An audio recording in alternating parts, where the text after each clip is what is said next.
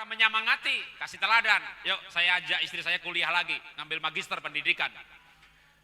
Anak saya belum lulus, kita udah lulus. Lalu saya bilang sama istri lagi, ayo kita kuliah lagi, tanggung sampai doktoral. Jadi kita suami istri sama-sama kuliah di IPB, ngambil teknologi pangan. Tapi karena kita punya sekolah Happy Holy Kids, kita ngambil pendidikan sampai magister. Lalu sampai akhirnya berdua kita doktoral dalam bidang pendidikan. Ini sekolah yang saya dirikan tahun 95, namanya TK Happy Holy Kids. Dan sekarang kita ada 66 cabang. Boleh kembali ke file yang nomor atas ya, setelah keluarga. Saya mau jelaskan anak dulu ya, kenalan dulu ya, karena saya mau kemas antara guru dan orang tua juga, walaupun nanti malam ada orang tua sesi khusus ya. Tapi guru jangan sampai bisa didik orang lain tapi tidak berhasil didik anak sendiri. Dan saya kasih contoh saja anak saya. Oke, boleh. Anak pertama namanya Natania, sejak kelas 1 SD sampai 3 SMP ranking 1 terus. 3 SMP menang ASEAN Scholarship. 100 orang pandai Asia dikumpulkan, sampai di Singapura masih 10 besar. Maka sekolah dari kelas 3 SMP 8 tahun sampai lulus kuliah, sekolah gratis, asrama gratis, bahkan tiap bulan dikasih uang $1.200, 15 juta rupiah. Boleh tepuk tangan juga boleh ya. Ini anak IQ di bawah 120. Indonesia ada program akselerasi waktu itu, SMP 2 tahun, SMA 2 tahun, dia tidak bisa ikut. Kenapa? IQ-nya di bawah 120. Dia sebenarnya masih oke, rata-rata 110, 120, tapi untuk akselerasi harus di atas 120. Dia tidak bisa ikut. Tentu saya nggak bisa marah dong. Kenapa IQ di bawah 120? Kenapa? Saya tidak akan marah begitu. Nanti anaknya jawab, genetik, begitu kan. Tapi ada cara bagaimana anak bikin cerdas.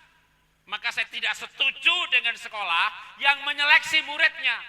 Minimal IQ sekian. Tugas sekolah adalah membuat yang tidak pandai jadi pandai.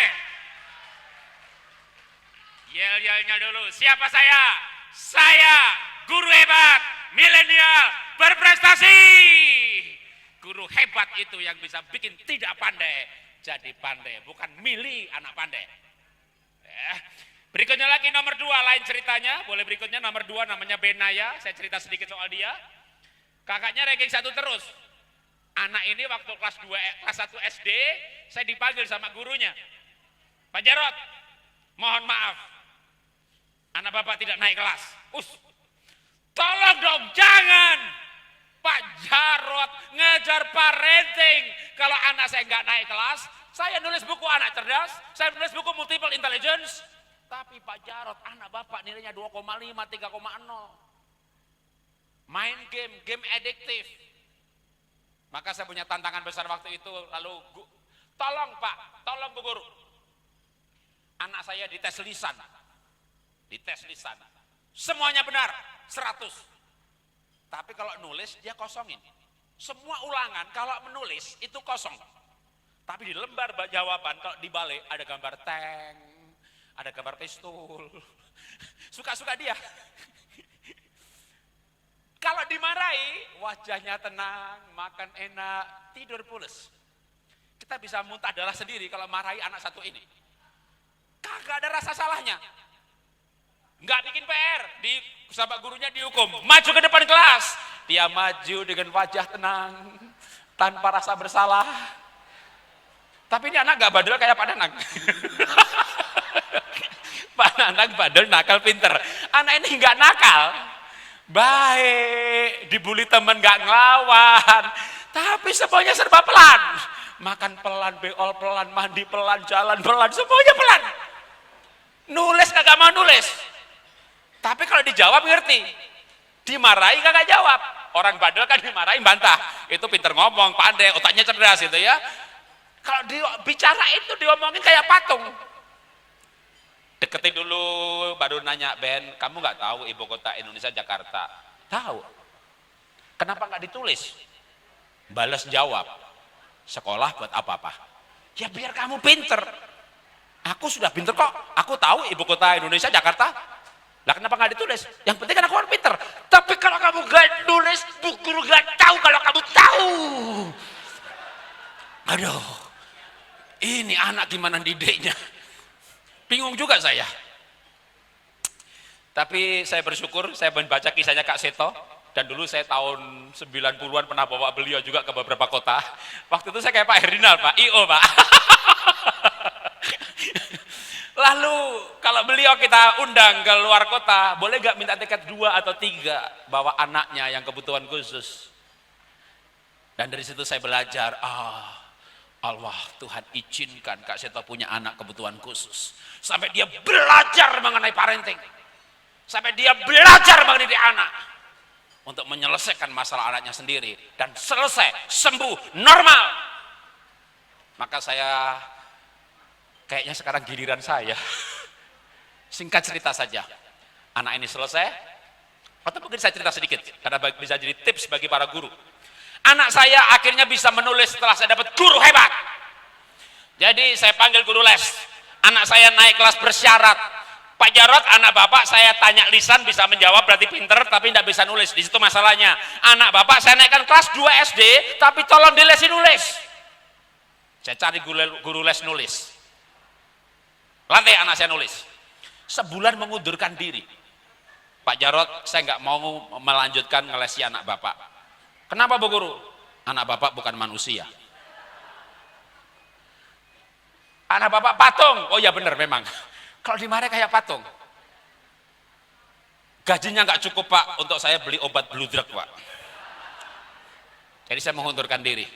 Cari guru lain. Wah, guru milenial hebat berprestasi. Pak Jarot, saya minta harga 1,5 kali lipat dari yang lain. Saya nggak punya pilihan lain. Tapi guru ini fair ternyata. Dia tahu keunikan anak saya, bahasa cintanya dan sebagainya, lalu dia mendidik anak saya nulis. Setiap kali datang ngajar dia bawa donat 3, kasih 1 dulu, enak gak? Wih enak Bu Guru, enak, mau yang 2 lagi, mau nulis dulu. Ya, dikasih alat senjata motivasi donat karena dia sukanya makanan. Singkat cerita, dia itu belajar les nulis 3 bulan, hasilnya luar biasa, berat badan naik 20 kilo. Anda pernah, apa hubungannya? Belajarnya nulis, kok hasilnya berat badan naik? Waktu kita menyelesaikan masalah, kadang harus ada ekses samping, nggak apa-apa. Pak, kalau anak dimotivasi, nilainya bagus, dikasih uang, ntar mata duitan dong. Tidak apa-apa. Yang penting masalahnya anak malas jadi rajin, bodoh jadi pinter. Nanti soal motivasi, emangnya pejabat juga motivasi bener? Memangnya rohaniawan juga motivasi bener? Enggak semuanya. Motivasi bisa dibetulkan nanti. Tapi satu masalah selesaikan dulu. Nah singkat cerita, anak saya ya bisa menulis. Bahkan singkat cerita, dia kelas 3 SMP, malah kelas 2 SMP. Sudah nyusul kakaknya. Biasanya di Singapura. Sama dengan kakaknya, sekolah gratis, asrama gratis, tiap bulan $1.200 dan lulus dalam waktu yang tepat. Bahkan sekarang dia bekerja di Singapura dengan gaji rata-rata hampir 3 kali teman-teman lainnya lagi. Anak pintar tidak turun dari langit. Kita bisa menyelesaikan anak-anak yang tidak pintar jadi pintar. Berikutnya lagi, nomor 3, tidak banyak cerita, tapi anak-anak kami sekarang semuanya dalam karirnya mereka luar biasa, bukan karena pintar.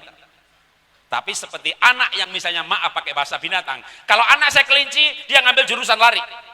Kalau dia anak saya kayak kura-kura, dia ngambil jurusan berenang. Ini anak juga nggak pernah beasiswa, tapi dia pinternya seni, ngambil jurusan seni. Tapi kalau orang salah jurusan, misalnya kura-kura, ngambil jurusan terbang, pasti drop out. Itu bahasa lain dari multiple intelligences. Oke, saya diminta tema multiple intelligences, tapi saya akan berikan 4 skema. Nanti multiple intelligence-nya nggak urut, Bapak Ibu ngurutin sendiri. Ya, pakai ilmunya Pak Profesor Munif. Peserta suruh ngurutin sendiri ya. Tapi nanti tak bolak-balik urutannya kalau bicara pakai strukturnya multiple intelligence. Tapi supaya singkat, nanti 4 poin. Oke, saya masih perkenalan lagi, berikutnya lagi.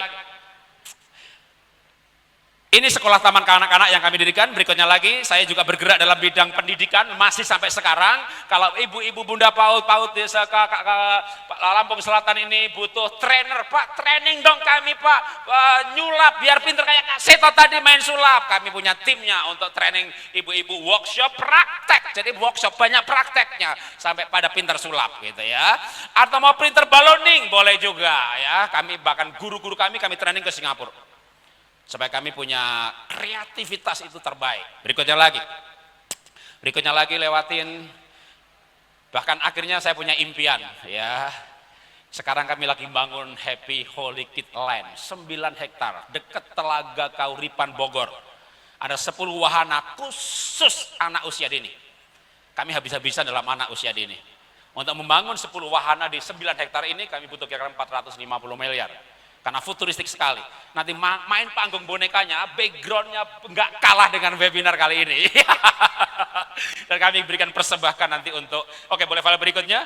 Ini investor atau kongsi yang menginvestasikan dananya untuk ide kami. Jadi saya nggak punya dana sebenarnya, karena saya bangkrut. Dulu saya pemilik dari perusahaan IFA Dasyat, ya, itu saya foundernya, pemiliknya. Saya pengen kaya, lalu bangun ini, tapi bangkrut gara-gara platform, shifting, menghancurkan bisnis kami. Tapi ternyata impian itu ada kuasanya, ada jalannya. Dengan bangkrut pun ada orang lain yang mewujudkan impian kami. Karena saya pengen sekali anak-anak Indonesia punya mimpi. Kita semuanya punya mimpi. Karena mimpi akan menemukan jalannya. Berikutnya lagi. Kita inventaris dulu tantangan milenial secara singkat. Berikutnya apa itu? Yang pertama, ke depan maka hanya orang yang multi talent, yang produktif, yang bisa bersaing dalam dunia apapun juga. Dan kita harus siapkan anak-anak kita multi talent, multitasking dan produktif. Berikutnya lagi, tetapi apa masalahnya? Masalahnya didik anak sekolah, anak di rumah sama-sama susahnya. Mereka nggak hormat orang tuanya, mereka nggak hormat gurunya. Kenapa nggak hormat orang tuanya? Atau kenapa saya hormat orang tua saya? Saya punya mainan zaman dulu ya, kulit pisang, kulit jeruk yang dibikin mobil-mobilan dan sebagainya. Mainan saya rusak, Pak E, bapak-bapak, mainan saya rusak. Gore nilai tak dandani, bapak sini, saya betulkan. Bapak pinter, makasih Pak. Saya punya pengalaman bapak pinter. Apalagi bapak saya orang Solo, dalang. Tahu dalang? Unjang ganjeng kocap kaca itu gadut kocap mabur dur. Nah itu dia namanya dalang ya. Saya kagum sama bapak saya. Mahabharata yang begitu panjang hafal. Jadi saya ini generasi yang kagum orang tua. Karena mainan saya rusak, dibetulkan bapak ibu saya. Bagaimana pengalaman anak sekarang? Bapak ibu boleh acungkan gadgetnya yang canggih-canggih, smartphone yang smart banget, ya kan? Begitu ada masalah cari anaknya.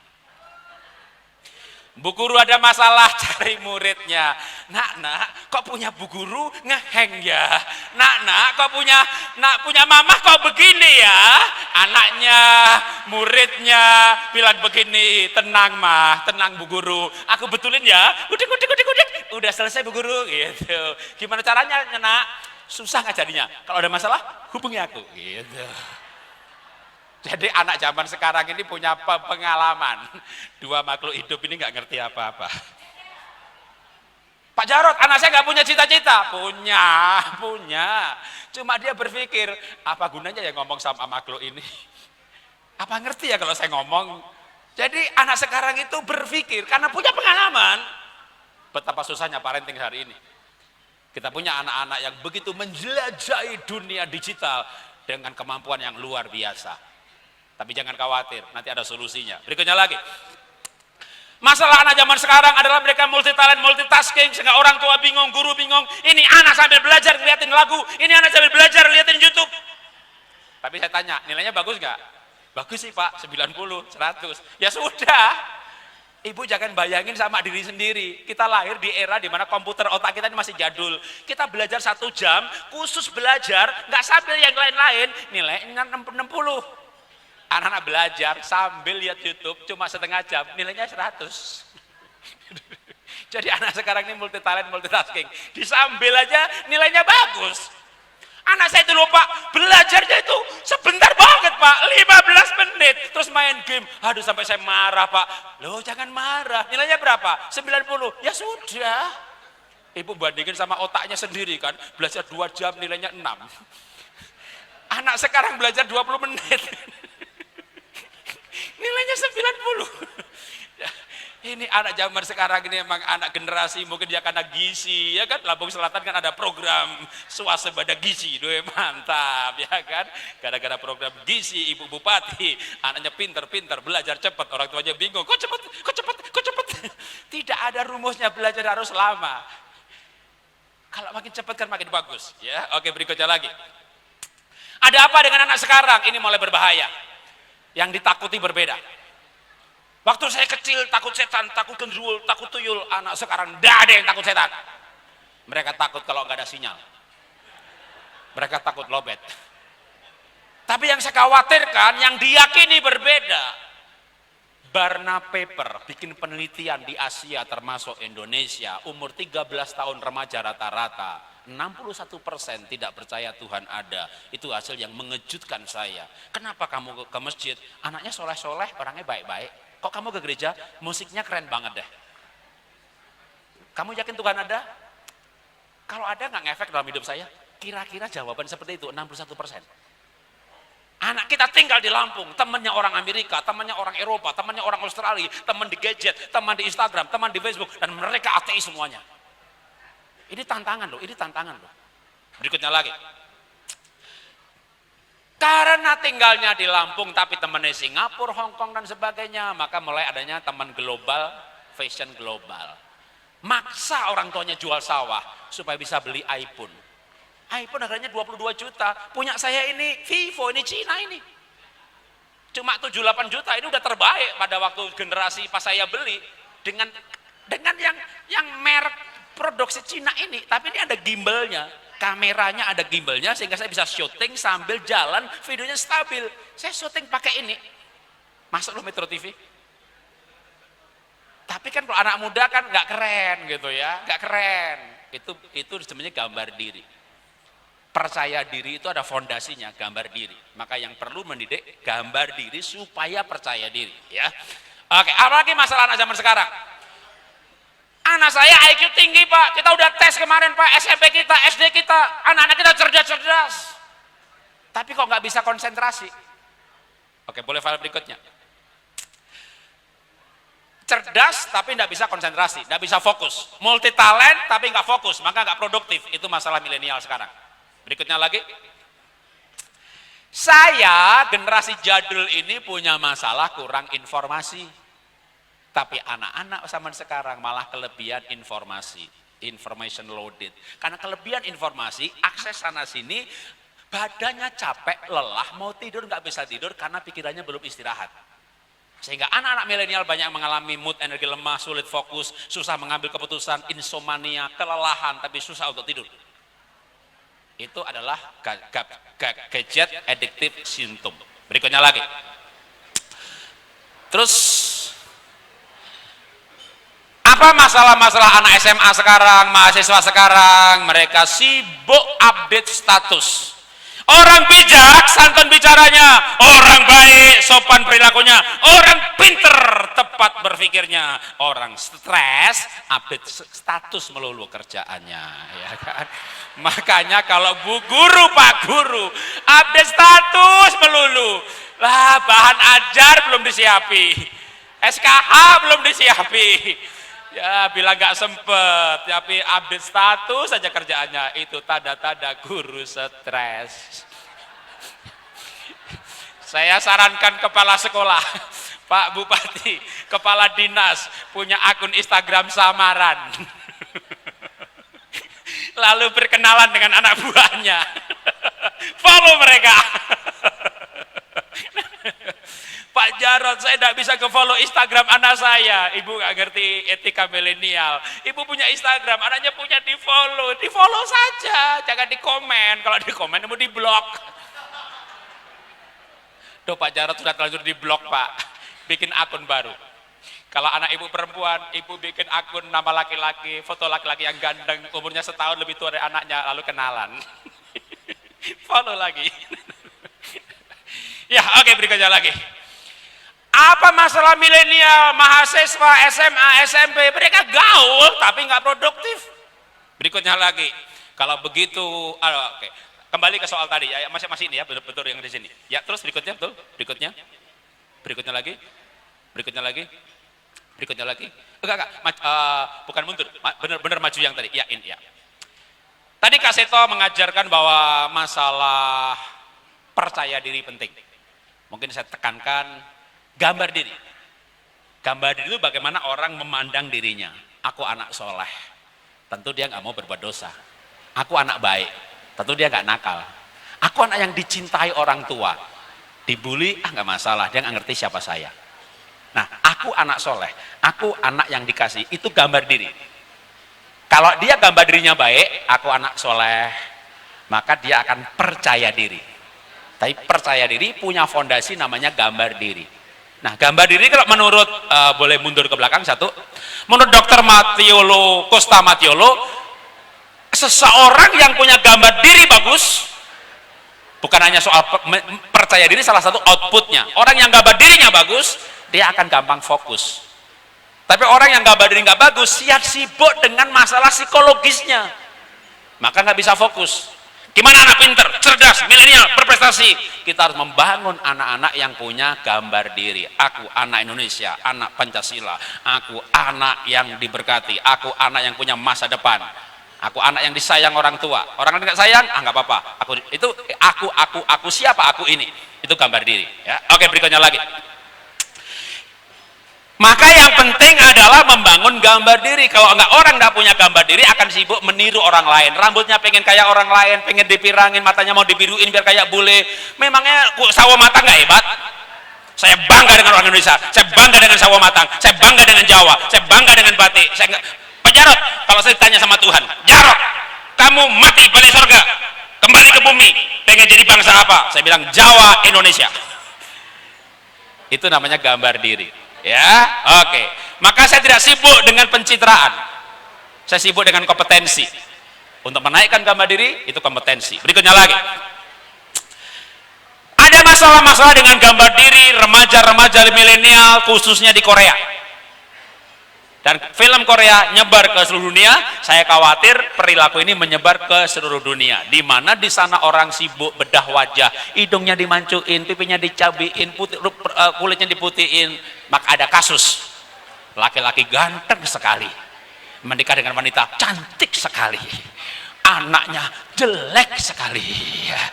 Kenapa? Anaknya belum dioperasi. Ya, oke, berikutnya lagi. Yang lebih mengkhawatirkan saya, di Indonesia ada gerakan-gerakan LGBT dan cukup kuat masuk bahkan ke lembaga-lembaga yang bernama atau berbasis agama, mengenai humanisme, pluralisme yang kebablasan. Pluralisme kebablasan itu semua agama sama, tapi saya senang dengan Pancasila. Agama berbeda. Setiap saudara, Anda, Bapak, Ibu harus yakin agama yang paling benar, paling baik. Tetapi menghormati agama lain. Kalau semua agama sama, lama-lama nggak perlu agama. Itulah New Age Movement. Lagu kebangsaannya orang New Age Movement ateis apa? John Lennon. Imagine there are no country. Imagine there are no religion. Betapa indahnya dunia tanpa agama.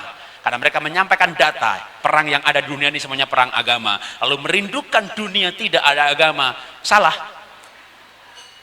Yang diperlukan adalah negara Pancasila.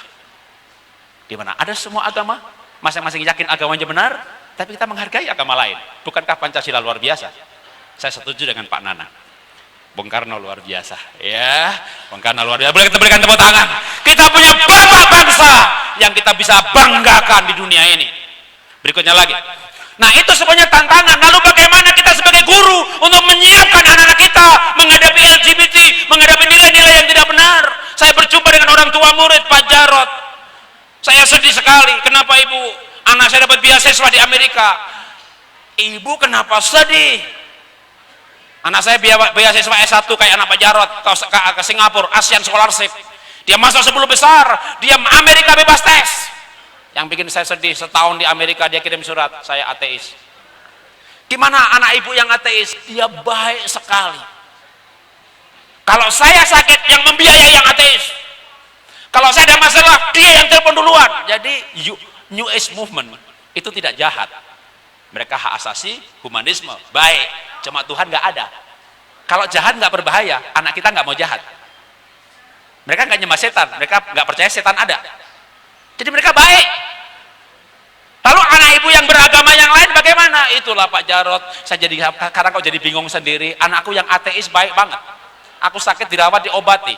Anakku yang beragama sibuk ibadah di agamanya tapi nggak merawat saya. Ini juga pelajaran yang kurang imbang. Harusnya saya senang dengan Pak Nanang. Perhatian pada keluarga.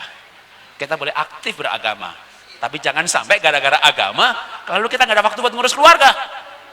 Padahal keluarga itu tempat pendidikan yang paling luar biasa. Sekarang gimana kalau ini kita bawanya dalam konteks sekolah menghadapi tantangannya tadi? Oke, berikutnya lagi. 4 poin saja dari 4 poin ini, tapi ada nanti masuk hal-hal multiple intelligence. Maka menurut saya sudah nggak salah, Indonesia ini ada profil pelajar Pancasila. Ada Pak Harto juga pernah ada pembinaan P4, itu menurut saya luar biasa. Jokowi hidupkan lagi, itu perlu kita dukung. Karena kalau nggak ada Pancasila, negara kita bubar. Nanti ada negara Islam Aceh, ada negara Kristen Papua, Papua Merdeka, ada negara Minahasa. Dan kita tidak menginginkan hal itu terjadi, ya. Maka yang pertama menurut saya untuk membendung, apalagi kalau saya bicara usia dini, karena itu sebenarnya expert saya. Anak usia dini nggak penting matematika, nggak penting 2 bahasa, itu bisa belakangan. Tapi anak usia dini otak kiri belum bagus, otak kanannya kuat sekali. Otak kanan bicara relasi, relasi dengan siapa? Nomor 1, relasi dengan Tuhan. Maka pada usia dini pembelajaran agama harus kuat, supaya anak bukan tahu Tuhan ada, tapi merasakan doanya dijawab Tuhan. Pengalaman, pembelajaran yang melibatkan pengalaman nggak pernah lupa.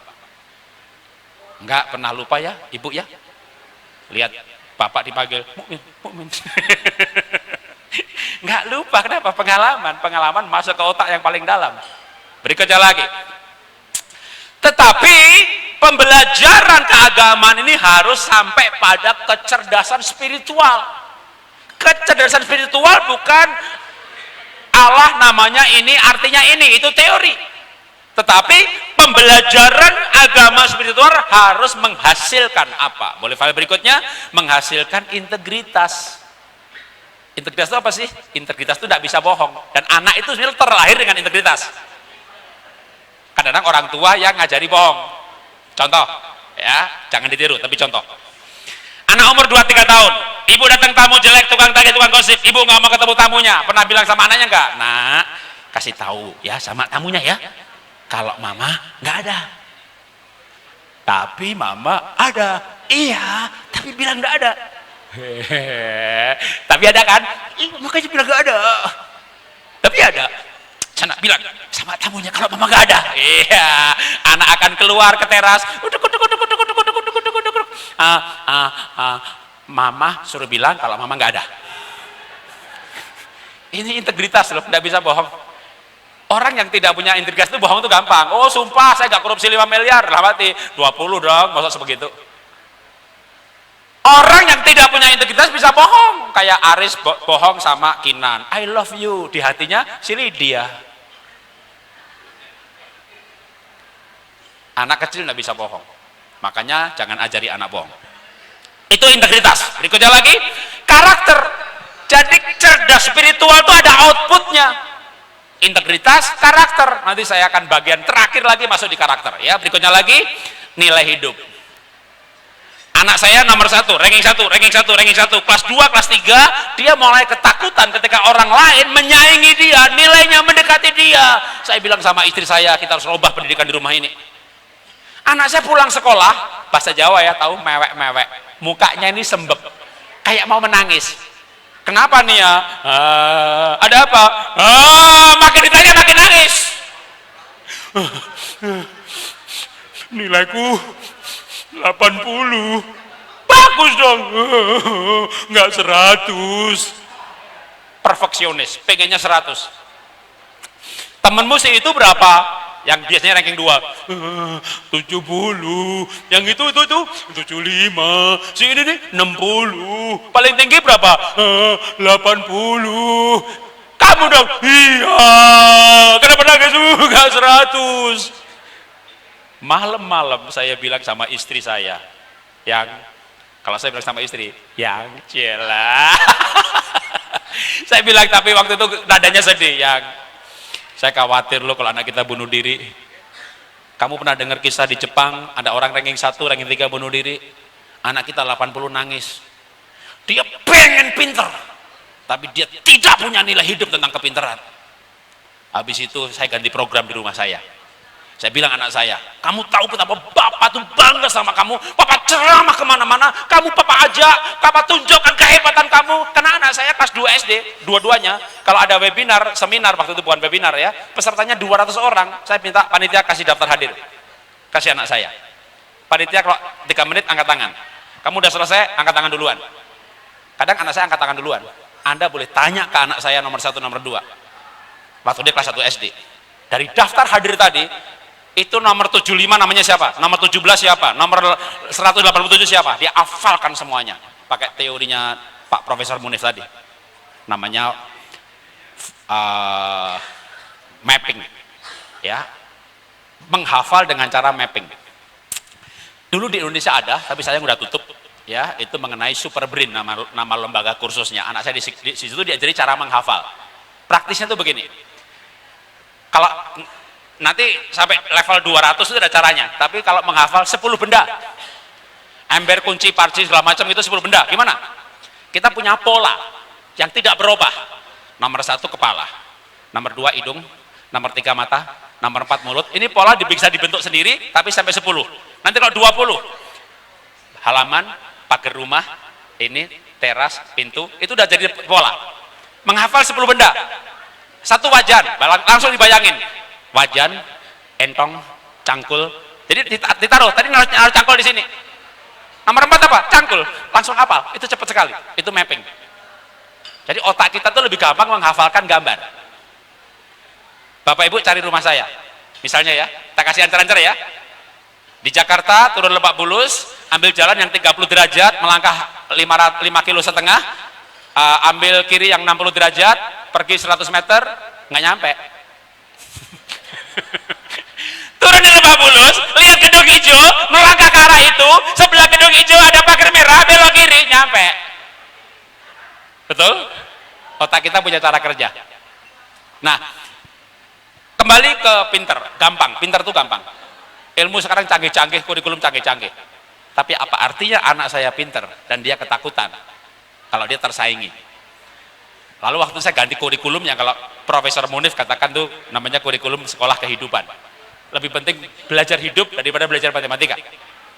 Anak saya Nia, saya bilang, Nia, kamu bangga kan? Kamu tahu kan Papa bangga banget sama kamu. Papa bawa kemana-mana kamu untuk demo kepandaian. Setelah itu Papa bisa berkata kepada peserta, mau pandai kayak anak saya, ikuti pelajaran saya. Saya bisa berani berkata begitu, kita buktikan. Anak hampir nggak naik kelas, jadi dari ranking 1, beasiswa, pergi ke Singapura, anak nomor 2, sama dengan kakaknya. Nah, akhirnya saya bilang anak saya begini, Nia, Papa lebih bangga lagi, mau nggak kamu ngajari teman-temanmu? Panggil temanmu, kamu ngajari mereka belajar, biar kamu banyak teman. Kok enak? Aku suruh ngajari mereka belajar, nanti mereka pinter dong. Ya pasti mereka pinter. Tapi kalau kamu mau ngajari pinter, kamu tahu nggak? Cara belajar yang paling hebat itu ngajari orang. Ibu-ibu dengar saya ceramah, nangkep berapa persen?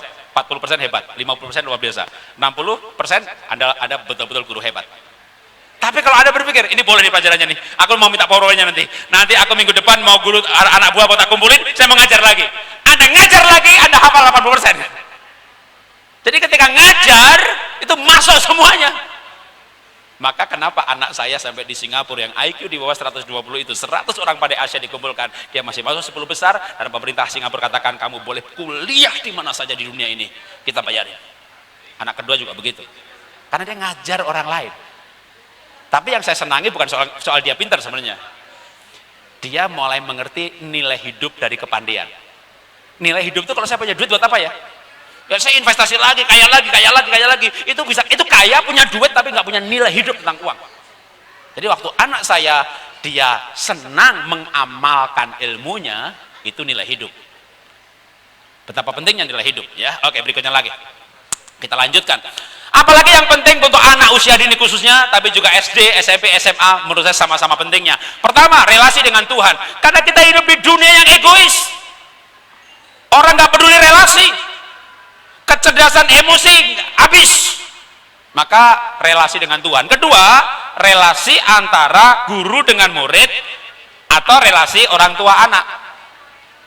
Nah, sekarang saya ajarkan berbagai kelompok usia, karena ini semua guru ikut Zoom. ikut webinar gimana membangun relasi secara prinsipnya ya. Kalau khusus guru PAUD ya saya akan detail dengan contoh-contoh kasusnya. Oke, berikutnya lagi.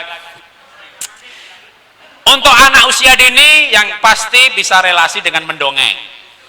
Berikutnya lagi. Gimana kalau anaknya lebih besar lagi? Yang paling gampang, bahkan anak SMP. Untuk parenting orang tua susah ya didik anak remaja. Anak usia dini, mau ikut Mama Sum, mau ikut, Mama mau ketemu Ibu Bupati, mau ikut. Anak usia dini lengket sama orang tuanya, paling gampang bangun relasi, nggak usah dibangun aja lengket. Gimana anak remaja? Yuk nak, kita pergi ke itu, kita berangkat dari Kalianda, nanti ada Gunung Krakatau. Ah, nggak usah lah.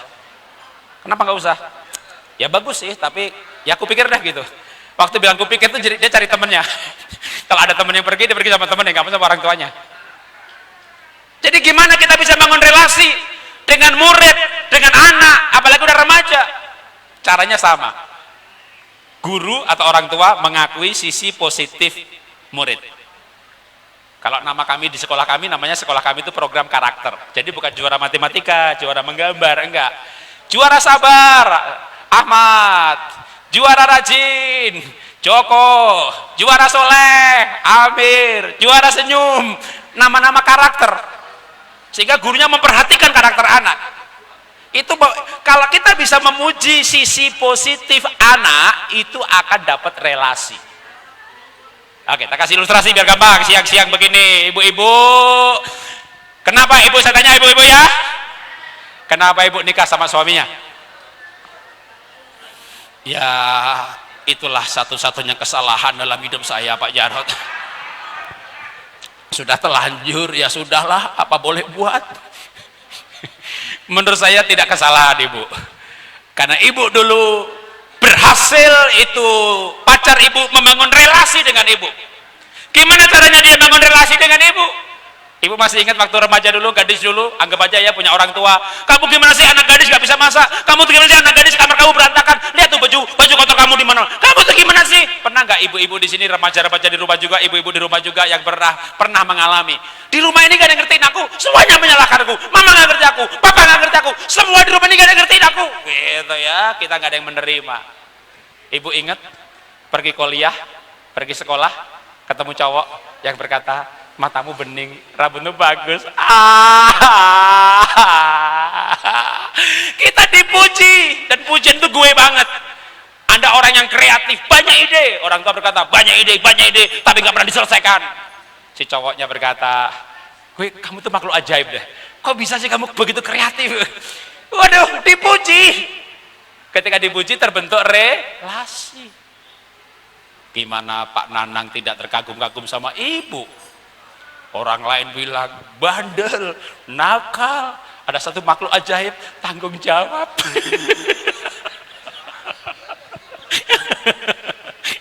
Ya, jadi ketika orang lain melihat sisi negatif kita, orang galak pasti tanggung jawab.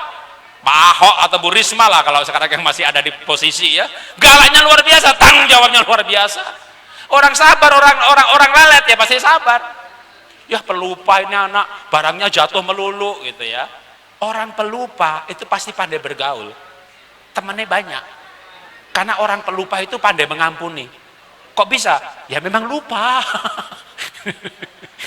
Jadi orang itu selalu ada sisi positifnya. Bayangin seorang anak di rumah disalahkan terus, nakal. Ibu guru boleh periksa, pulang besok boleh periksa daftar absen. Anak-anak nakal jarang bolos loh. Nakal dalam arti usil gitu ya, jahil, gagu temen, jarang absen. Orang tuanya bilang kamu nggak usah masuk ya, kamu batuk, tetap masuk. Kenapa anak nakal rajin-rajin? Karena di rumah tidak ada korban, di sekolah banyak sasaran.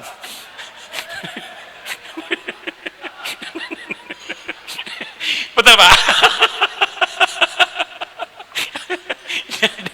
Jadilah ke sekolah lah banyak sasaran ya kan. Tapi coba kesampingkan soal nakalnya, de facto dia nggak pernah absen. Pernah nggak sih bu guru memuji anak seperti itu? Kalau ibu tidak pernah memuji, kasihan banget anak itu di rumah bilang kamu nakal.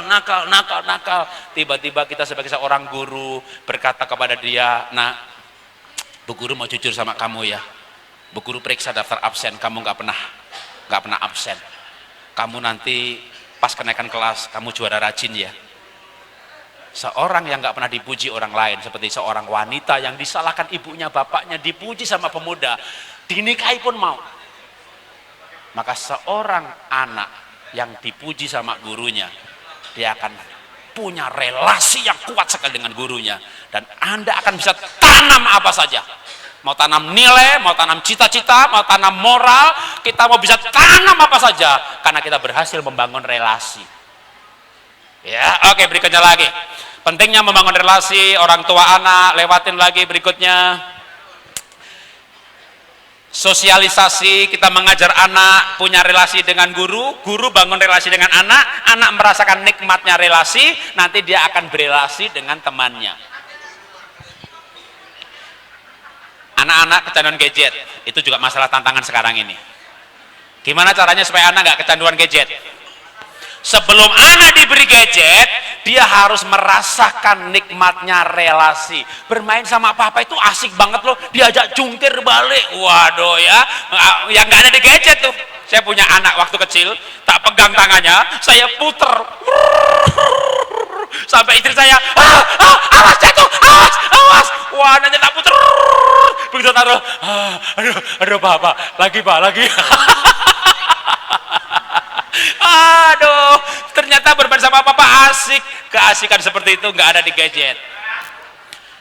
Waktu aku dibilang temanku nakal, dibilang bu guru males, aku pulang ke rumah, dipeluk mama, enak banget. Itu pengalaman relasi. Nah, anak yang punya pengalaman nikmatnya relasi, nanti lihat gadget. Ya, ini kenikmatan jenis yang lain. Tapi tetap berbeda sama bermain sama papa. Anda bisa bayangkan anak-anak yang lahir tanpa pernah mengalami nikmatnya relasi, nggak pernah menikmati asiknya bermain sama papa, nggak pernah merasakan nikmatnya dipeluk mamahnya, lalu pegang gadget. Ini yang ku cari selama ini. Aku hidup susah, aku menderita, aku dimarahi orang tua. Inilah akan aku pegang seumur hidupku. Adiktif. Kenapa? Kenikmatan satu-satunya adalah dari gadget. Tapi anak yang menikmati relasi memakai gadget, tapi tidak adiktif. Oke, berikutnya lagi. Lewatin lagi, kita masuk ke berikutnya. Nah, sekarang Pak, gimana Pak supaya anak zaman sekarang ini punya relasi yang kuat? Kita khawatir Indonesia seperti Rusia sama seperti Yugoslavia, kerajaannya negaranya pecah. Kita nggak pengen ada kerajaan negara Aceh, negara Jawa, negara Papua. Maka anak kita harus inklusif, bukan eksklusif. Kita harus merancang pendidikan yang inklusif. Memang sekarang muncul sekolah Kristen, sekolah Islam, nggak masalah sebenarnya. Pak, saya mau anak saya hanya bergaul yang satu agama, saya juga nggak menentang, nggak masalah. Tapi kalau bisa, yang satu agama tadi beda suku. Pak, saya mau anak saya hanya bergaul sama, ya mohon maaf Pak, tapi bukan apa-apa ya, saya tetap pengen anak saya ya bergaul yang dengan satu ekonomi. Saya bisa paham, tapi yang beda agama, misalnya begitu. Dia ada lintas. Kalau anak saya ajari bersahabat dengan anak pembantu, dengan anak tukang sayur. Waktu ulang tahun, saya bawa anak saya ke panti asuhan. Supaya berbeda dengan temannya, ke hotel mulia, ke sana, ke Bari. Kamu pengen berbeda? Mau boleh nggak usul papa? Ya, kita ulang tahun ke panti asuhan. Mereka pulang berkata, Pak, kasihan ya. Mereka belum pernah makan McD loh, seumur hidupnya. Anak kita punya pengalaman. Ya, oke, berikutnya lagi. Maka anak harus diajari cerdas relasi, cerdas emosi, cerdas sosial. Kalau untuk anak PAUD, anak TK atau parenting di rumah, anak menangis jangan dilarang. Diajari memberi nama emosi. Kamu menangis, tapi kenapa kamu menangis? Kan barangku hilang. Oh, berarti namanya itu sedih. Mama juga pernah kehilangan. Jadi malah jangan gitu aja nangis, tapi malah mama juga pernah. Gitu. Kenapa kamu menangis kalau kamu? Temanku janji datang, tapi nggak datang. Oh, namanya kecewa. Mama juga pernah dikecewakan, gitu ya. Jadi ternyata, oh kita sama, bukan mama nggak pernah kecewa, aku pernah, mama hebat, aku nggak hebat. Kita sama. Tapi gimana mama supaya nggak kecewa lagi? Ya mama sekarang tidak mau terlalu berharap sama janji orang. Kamu juga bisa kok. Kamu menangis enak nggak? Ya nggak enak. Ya jangan berharap. Menamakan emosi, memberi nama emosi, apa itu cerdas emosi? Tahu namanya, tahu mengendalikannya. Anak kita cerdas. Ya, oke, berikutnya lagi. Lewatin beberapa hal, terus kalau ada waktu lebih ya boleh tanya jawab, kalau waktunya mepet ya sikat ya. Terus lewatin lagi. Ah, ini mungkin atau boleh, ya ini juga nggak apa-apa. Mau punya murid hebat, mau punya anak hebat, maka saya berikan tips, pujilah karakter bukan hasil. Nilainya 100, hebat. Nilainya 90, hebat. Boleh aja sih, tapi kalau bisa coba pujilah usahanya. Nah, kita kasih contoh, anak saya nomor 1, ranking 1 terus. Nomor 2, hampir gak naik kelas, singkat cerita, ranking 1. Nomor 3, lain ceritanya. Nomor 3, suka keluyuran, kayak bapaknya. Nggak bisa diem, kayak bapaknya. Ya, ini anak saya nomor 3. Nggak pernah ranking. Tapi ketika saya sadar, saya harus mengajar karakter, maka waktu dia belajar sejam, 2 jam, saya masuk kamarnya, dan saya bilang, Levin, kamu hebat banget, rajin sekali.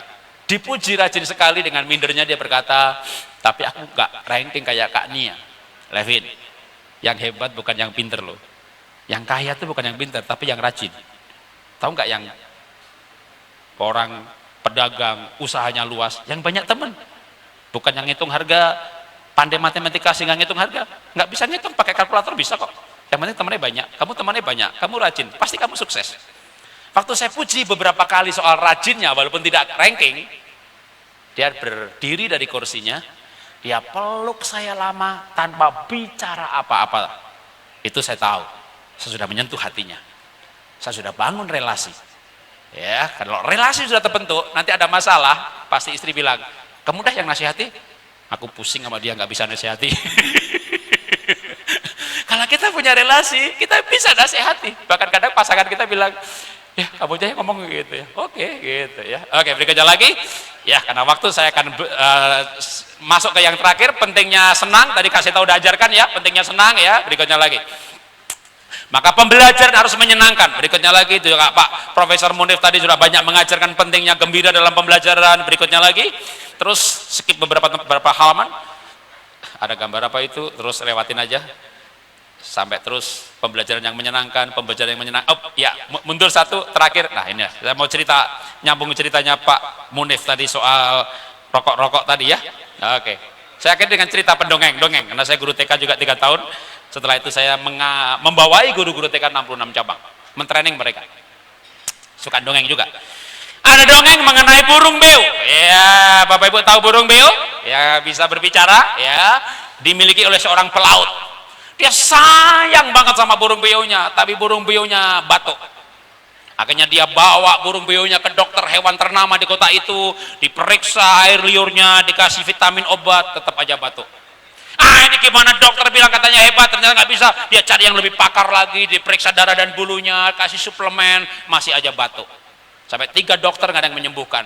Sambil itu si pelaut mulai googling dan menemukan cerita yang tadi videonya mungkin diputar sama Pak Munif mengenai perokok pasif. Oh, ternyata perokok itu tidak bahaya karena asapnya masuk ke filter, di filter ya nggak bahaya lah waktu di filter. Tapi asapnya ke udara nggak di filter, ada di sebelahnya yang mengisap asapnya, itu berarti perokok pasif.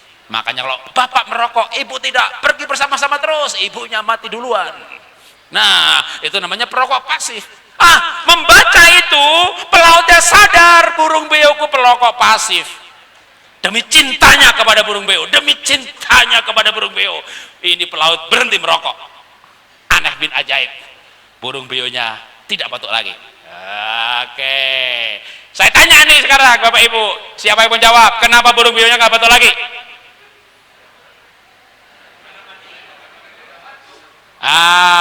Bukan karena dia sudah tidak jadi perokok pasif, dia itu batuk karena pelautnya merokok, maka pelautnya batuk. Jadi burung beo tidak batuk, burung beo menirukan batuknya pelaut. Karena Karena pelautnya berhenti merokok, maka dia berhenti batuk. Maka burung beonya berhenti menirukan. Kan burung beo coba menirukan. Tahu arah ceritanya? Banyak orang tua, Pak Jarod, anak saya kata-kata kotor. Pak Jarod tolong nasihati. Ya, Pak Jarod nggak manjur tuh, buktinya nggak bisa nasihati anak saya. Cari psikolog yang hebat, tolong dong. Anaknya juga masih kata-kata kotor. Panggil Pak Ustadz ya mendoakan. Ya, nggak manjur juga doanya Pak Ustadz. Anak saya ini tetap kata-kata kotor. Sudah cibuk cari psikolog, cari dokter dan segala macam, nggak sembuh-sembuh. Kenapa? Dia menirukan bapaknya kata-kata kotor, gitu. Maka bapaknya berhenti kata-kata kotor, anaknya akan berhenti juga. Karena anak itu apalagi usia dini, dia belajarnya hanya dengan menirukan. Karena pola belajarnya menirukan, maka cara pembelajaran karakter, bukan matematika, bukan fisika, bukan kimia, bukan biologi. Cara pembelajaran karakter yang paling efektif adalah memberikan teladan. Karena anak hanya tinggal menirukan, nggak usah sibuk cari psikolog, nggak usah sibuk cari Pak Ustadz. Berhenti batuk aja. Oke, siapa saya? Saya guru hebat milenial berprestasi. Ya, silakan. Oke, terima kasih Pak Jarod, luar biasa sekali.